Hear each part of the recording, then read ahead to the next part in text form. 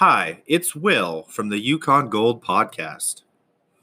Now, I've been doing this for a long time, but if you haven't, there's an easier way to make a podcast. Let me explain. It's completely free, it's online and mobile, and there's creation tools that will allow you to record and edit your podcast right from your phone or computer. Anchor will distribute your podcast for you so it can be heard on Spotify, Apple Podcast, Google, Stitcher, Amazon, and many more. You can make money from your podcast with no minimum listenership. Now, if that seems like a good idea to you, follow this link below and download the free Anchor app or go to anchor.fm to get started.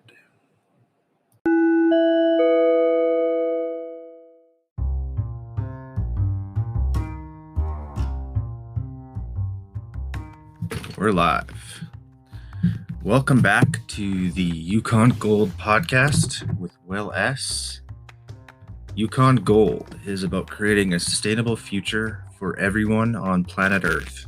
We help people to reach their full potential by delivering the gold standard in renewable energy. Follow, like, and subscribe on your favorite podcast platform, and check us out at yukongoldenergy.com. All right, today on the podcast, I would like to talk about something that has been in the news over the last couple of months since the new Biden administration has taken over. We've touched on it a little bit in the past. It's called the Green New Deal. It's essentially a agreement, that is championing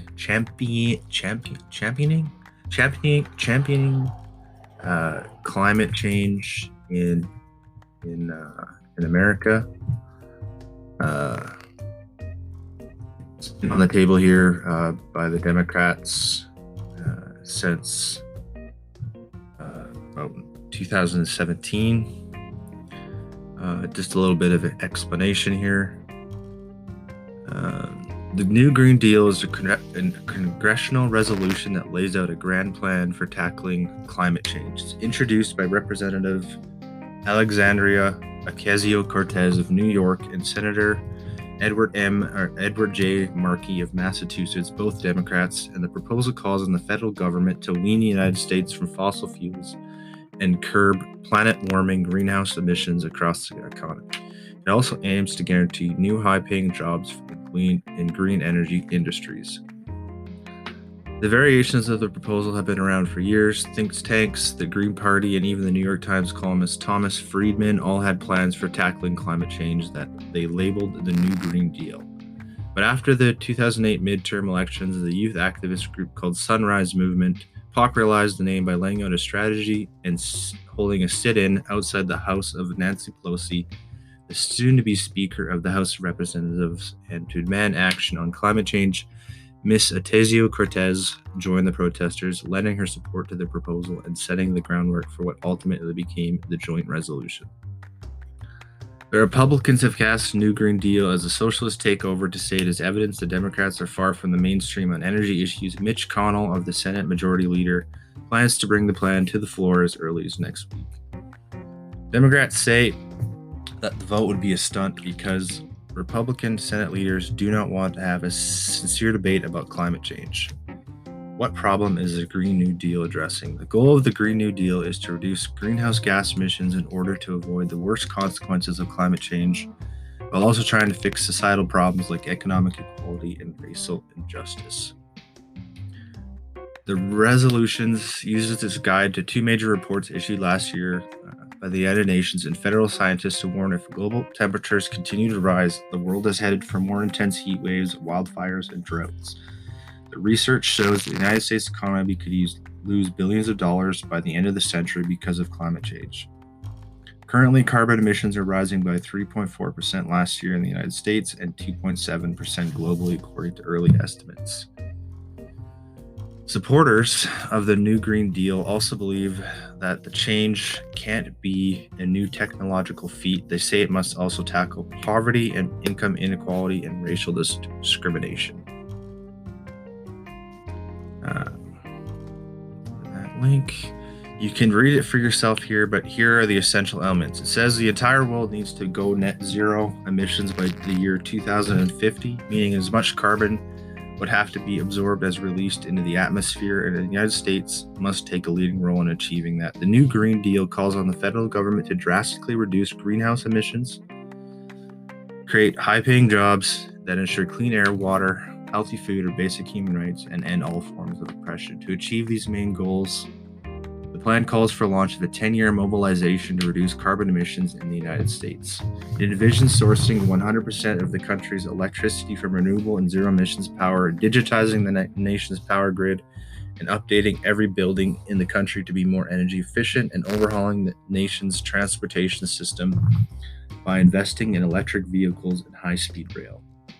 To address social justice, the resolution says that it is the duty of the government to provide job training and new economic development, particularly in communities that are currently rely on fossil fuel industries.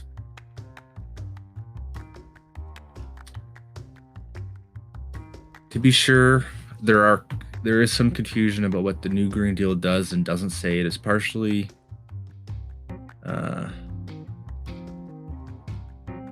anyways, yeah, there's definitely been a shift in the United States, especially since the election. In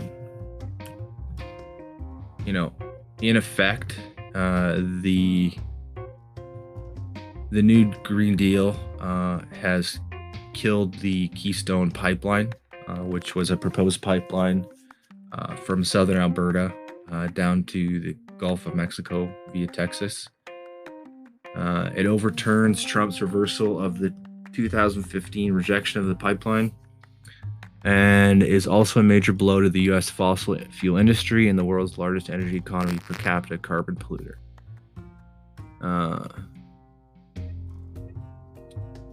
I'm not going to be one of those people that is in favor or not in favor of fossil fuels. I believe fossil fuels have a place in the energy portfolio.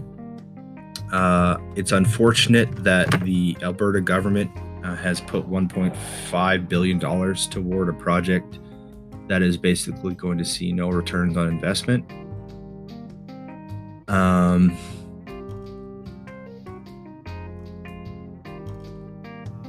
Biden's policy catchphrases of America's back and Build Back Better, his assurance to rich donors that nothing could fundamentally change what would also be cause for concern. I was reading an article yesterday.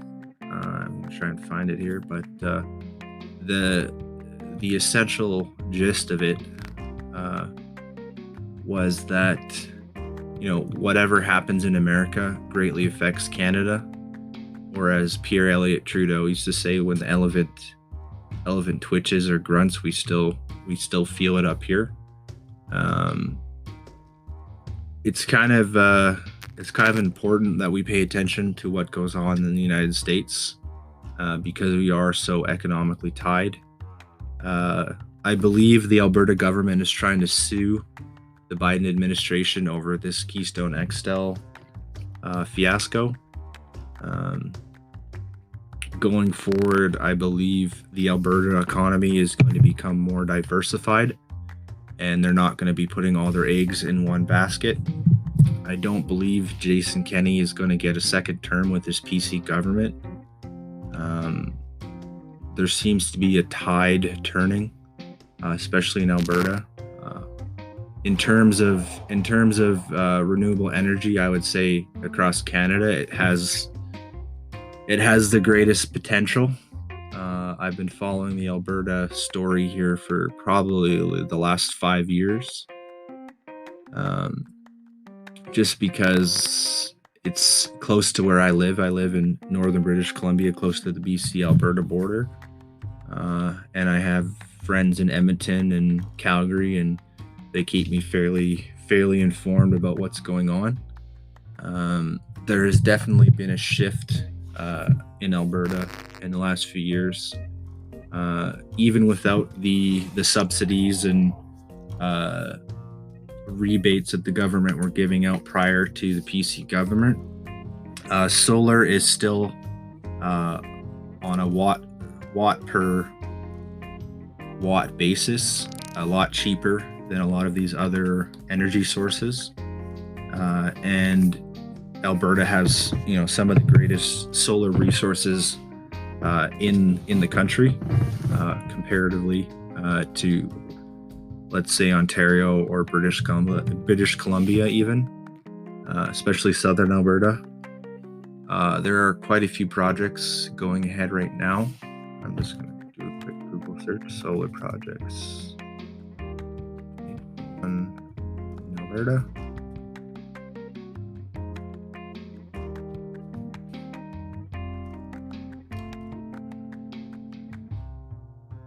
Here we go. Here's a good one. The Kilo Renewable Consulting. There has been approval for a $500 million Southern Alberta solar project. The provincial regulators have approved a $500 million solar project in Southern Alberta that its developers say will be the largest in Canada. Privately held Greengate Power Corporation of Calgary has approval from the Alberta Utilities Commission. Means it can proceed with construction next year at its Traverse Solar Project, and with full commercial operations targeted for 2021. And again, I'll link all of this in the description. This is a Global News article.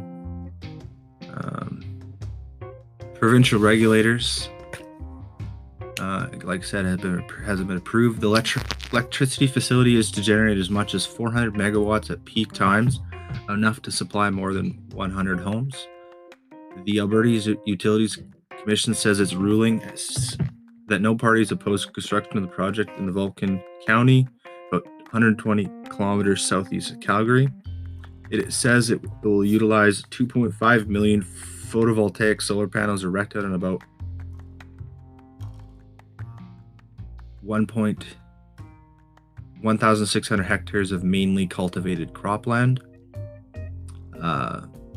Which I was also just reading an article about agrovoltaics, which utilizes the solar farm as a grazing area for cattle and livestock, which was pretty fascinating.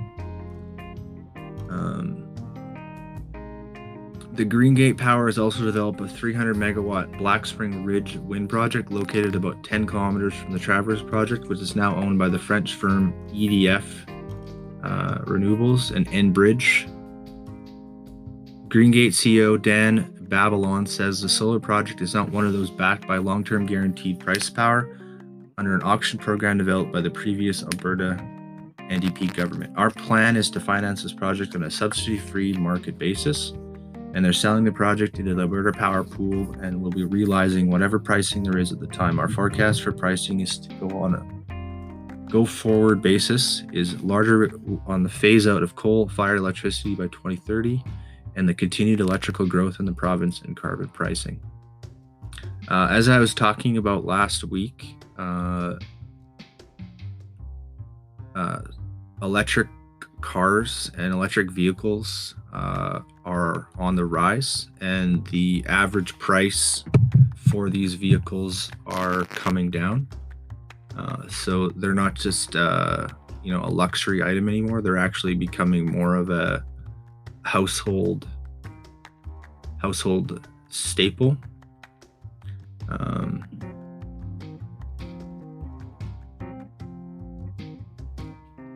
So it's definitely time to think about where you want to be in the next 5 to 10 years. As I like to talk about and preach, I don't like to preach that much, but I like to emphasize on this podcast, Yukon Gold is about building a sustainable future for everyone on planet Earth.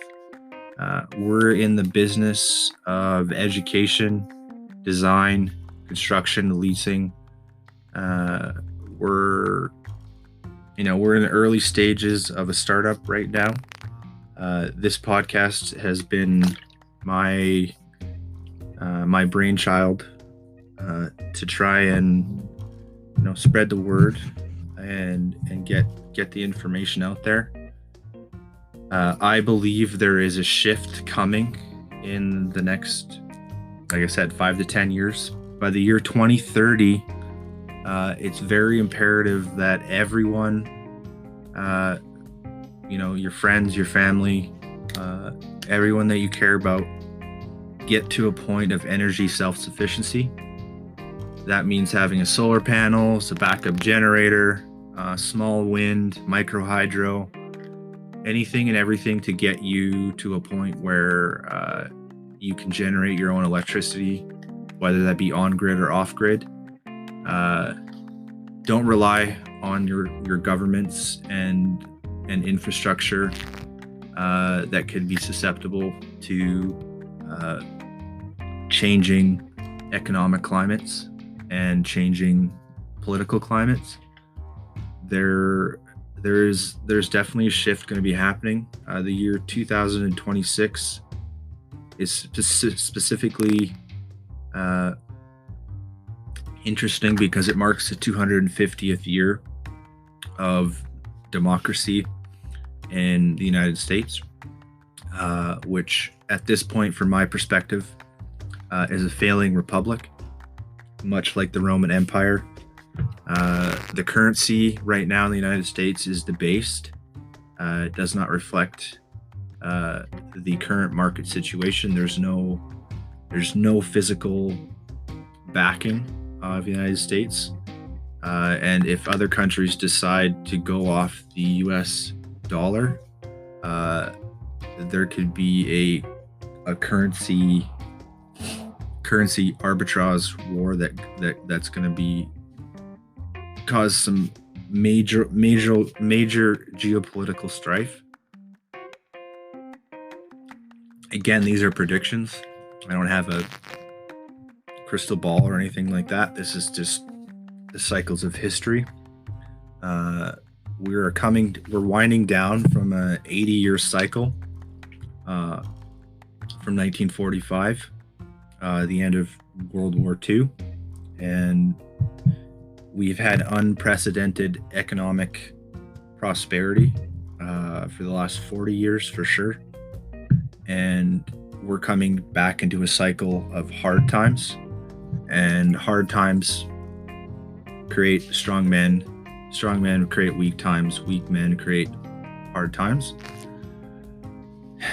And yeah, it's important now more than ever to just have the skills and the knowledge to be the best version of yourself, the best version of your family. Yukon Gold is part of a larger initiative on my part. I'm looking for partners in this venture. I've recently connected with the gentleman last week, VP of Marketing from Load.io, which is a crypto backed by physical silver and gold. I believe going back to the gold standard and the silver standard is very important at this time. I don't believe, the hype around Bitcoin. Bitcoin is highly volatile. It swings every day. And there's a lot of Bitcoin whales in the market that can manipulate the market, Elon Musk included. So yeah, this is not an investing channel. This is a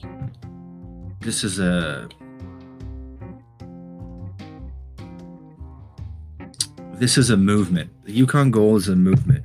From my perspective, we're trying to, as I say on every episode, we're trying to create a sustainable future for everyone on planet Earth. Right now, the way we help people to do that is to reach their full potential is by delivering the gold standard in renewable energy. Uh, there is a shift going on right now with COVID. It's important to be aware that these vaccinations that are coming out, they haven't been on the market even 1 year. I don't like to get political, but you have to do your due diligence, your research.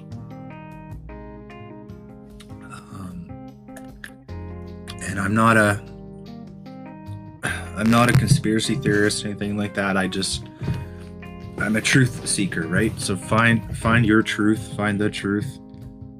This podcast is part of that initiative in conjunction with the Doomer Bloomer podcast, which I also am a main host and source of knowledge for.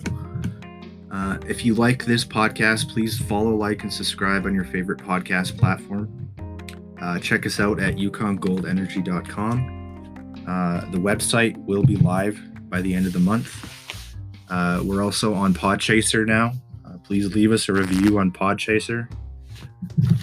We have weekly episodes on both the Yukon Gold podcast, the Doomer Bloomer podcast. There is going to be a strong push this next year to get, over the 10,000K subscriber mark. Every listen, every review helps. This is going to be a legacy project of sorts. Yukon Gold. If you want to get involved, please reach out to me. Our Twitter handles are Yukon Gold Energy. We're on Facebook at Yukon Gold Energy and Instagram. We also have a Facebook channel, or a YouTube channel, pardon me. Look us up on YouTube, Yukon Gold Energy. And thanks for listening and subscribing. I know this is kind of rambly, but keep your stick on the ice. Make sure you're doing the work every day, and reach out to me if you have any questions, concerns about what I talk about. We're a pretty open-minded group of people here, and we're just here about sharing the knowledge. Have yourself a great and prosperous day.